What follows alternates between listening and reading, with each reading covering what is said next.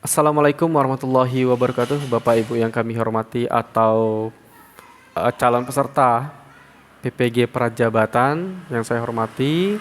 Pada kesempatan kali ini kita akan memberikan sedikit tips dan trik di dalam menjawab esai yang Bapak Ibu akan isi di saat seleksi tahap 1 ini atau di seleksi administrasi. Bapak Ibu wajib untuk mengisi esai tersebut ya. Jadi jangan tidak diisi. Kalau tidak diisi nanti Bapak Ibu tidak bisa dinyatakan lulus PPG Prajabatan di tahap 1 ini.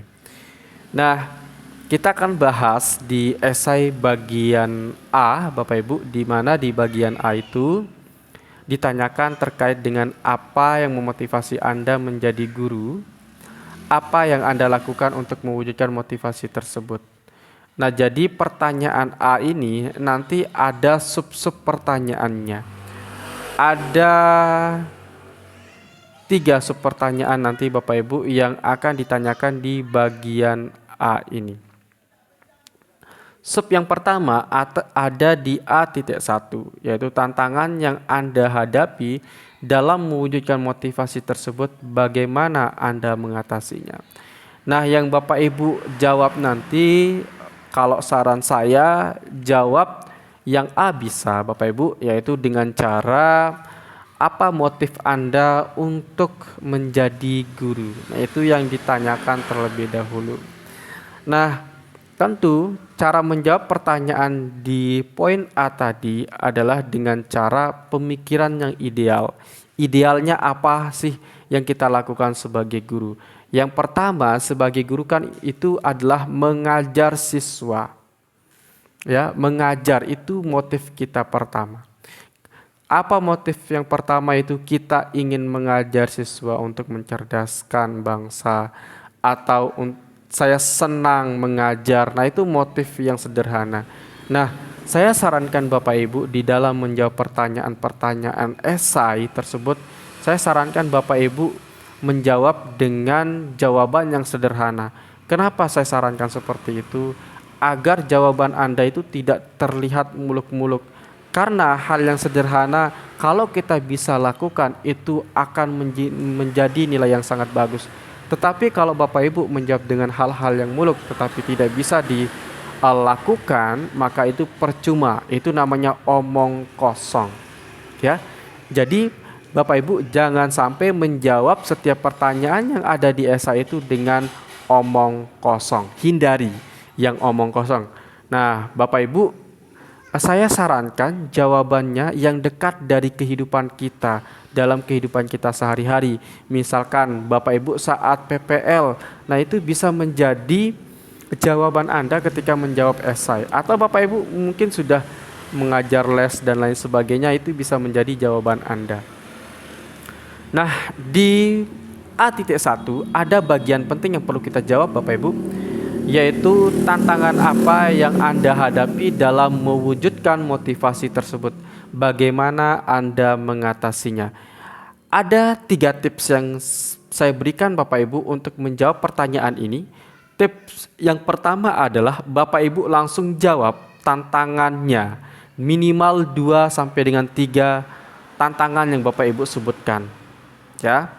Jadi tantangannya harus langsung Bapak Ibu sebutkan to the point. Misalkan tantangan sebagai guru untuk mewujudkan motivasi tersebut adalah pertama, ilmu pengetahuan yang terus berkembang, dunia semakin luas karena kemajuan teknologi, dan juga budaya asing yang terus menggerus budaya anak bangsa. Nah, itu kan jawabannya adalah to the point atau tutup poinnya Bapak Ibu ya. Jadi jangan terlalu banyak kata-kata yang tidak ada poinnya. Jadi usahakan di dalam Bapak Ibu menjawab tersebut ada poinnya, langsung ke poin pentingnya Bapak Ibu ya. Karena kalau orang ditanya dan menjelaskan, kita akan lebih tertarik ketika dia to the point Bapak Ibu ya. Tidak banyak bicara dan kita bisa langsung memahaminya. Kalaupun orang itu banyak bicara, bisa mengolah kata, tetapi kita tidak dapat memahami apa yang dia katakan, kan percuma. Jadi saran saya Bapak Ibu untuk menjawab pertanyaan esai itu di bagian A ini langsung ke to the point-nya. Ya. Kemudian tips yang kedua adalah Bapak Ibu jelaskan secara rinci tantangan tersebut. Nah, jadi misalkan ilmu pengetahuan terus berkembang. Nah, dilihat dari mana ilmu pengetahuan itu terus berkembang. Misalnya ketika kita mencari informasi tentang hal ini hari ini, mungkin besok akan berubah. Nah, itu artinya ilmu pengetahuan terus berkembang. Nah, itu tips yang kedua, yaitu Bapak Ibu harus rincikan terkait dengan tantangan tersebut. Ingat, to the point. Jangan terlalu banyak basa-basi di dalam esainya. Ya, gunakan to the point. Kemudian tips yang ketiga adalah Bapak Ibu jangan lupa ketika Anda mendapatkan suatu tantangan, Bapak Ibu perlu memberikan solusi. Solusi yang Bapak Ibu tawarkan adalah solusi yang solutif, masuk akal, dan tentu bisa Bapak Ibu lakukan. Ya, ingat pernyataan pertama saya tadi, jangan sampai Bapak Ibu memberikan atau menuliskan sesuatu yang Anda tidak bisa lakukan. Tapi tulislah sesuatu yang Bapak Ibu bisa lakukan. Ya. Walaupun itu hal sederhana, walaupun hal sederhana, tapi kalau kita bisa melakukannya, itu hal yang sangat luar biasa. Nah, ketika Bapak Ibu bermimpi yang sangat besar, tetapi Bapak Ibu tidak bisa menjawabnya, tidak bisa melakukannya, itu kan namanya omong kosong. Ya, jadi Bapak Ibu jangan sampai membuat jawaban yang omong kosong atau tidak Bapak Ibu bisa lakukan. Itu tips yang ketiga. Nah, itu untuk bagian A.1. Kemudian di bagian A.2 Bapak Ibu itu ada pertanyaan, apa kelebihan yang mendukung peran Anda sebagai guru? Jelaskan alasannya dan berikan contohnya. Nah, ketika Bapak Ibu menjawab pertanyaan ini, ingat, to the point. Langsung tutup poinnya Bapak Ibu, jangan terlalu banyak tulisan ya. Jadi langsung saja kira-kira apa yang mendukung kita sebagai guru nanti, dan Bapak Ibu harus memberikan alasannya. Nah, diingat-ingat tadi Bapak Ibu, minimal 3 poin saja yang Bapak Ibu tuliskan terkait dengan kelebihan ya, kelebihan Anda yang mendukung sebagai guru. Nah, kalau kita logikakan Bapak Ibu, sebagai guru, skill yang harus kita miliki adalah skill komunikasi. Ya. Skill komunikasi itu wajib Bapak Ibu tuliskan di esainya. Karena kita sebagai guru yaitu berkomunikasi dengan audiens. Siapa audiens kita kalau sebagai guru? Audiens kita adalah siswa. Bapak Ibu, kami ingatkan bahwa kami membuka bimbel PPG Prajabatan dari tahap 1, 2, dan 3. Itu biayanya untuk ketiga tahap ini hanya Rp200.000 saja. Untuk informasi lebih lengkapnya nanti Bapak Ibu bisa WA kami di 081803588023. Nah, itu sedikit informasi terkait dengan program yang kami adakan Bapak Ibu ya. Oke, kembali lagi ke poin berikutnya ya. Tips yang pertama tadi kita sudah sebutkan. Kemudian tips yang kedua adalah jelaskan secara rinci kelebihan Anda tersebut. Nah, saya sarankan Bapak Ibu ketika Anda menjelaskan ini, Anda berikan contoh nyata dalam pengalaman hidup Anda. Nah, misalkan tadi saya sebutkan contoh satu tadi ya, yaitu kelebihan saya adalah berkomunikasi. Contohnya, kalau kita berikan contoh, nah saat saya menceritakan teman saya cukup hanya 1 kali menceritakan, teman saya tersebut langsung memahami apa yang saya bicarakan atau apa yang saya ceritakan. Nah, itu kan kemampuan komunikasi yang sangat bagus. Jadi orang lain tidak perlu bertanya lagi kepada kita terkait dengan apa yang kita sampaikan kepada dia. Nah, itu artinya skill komunikasi kita itu sangat bagus. Nah, itu merupakan contoh yang Bapak Ibu berikan nanti. Nah, jadi selain Anda sebutkan, Bapak Ibu juga harus berikan contoh pengalaman Anda secara benar atau nyata. Itu yang Bapak Ibu ceritakan atau tuliskan di dalam esai A.2-nya. Oke. Kemudian di berikutnya ya. Oke. Bagaimana hasilnya? Nah, tadi sengaja saya berikan satu contoh saja untuk A.2 Bapak Ibu.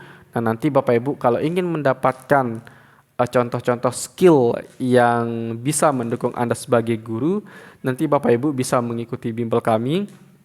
Nanti kami di sana berikan contoh-contohnya yang bisa menjadi poin tambahan Bapak Ibu yang akan menjadi guru nanti ya.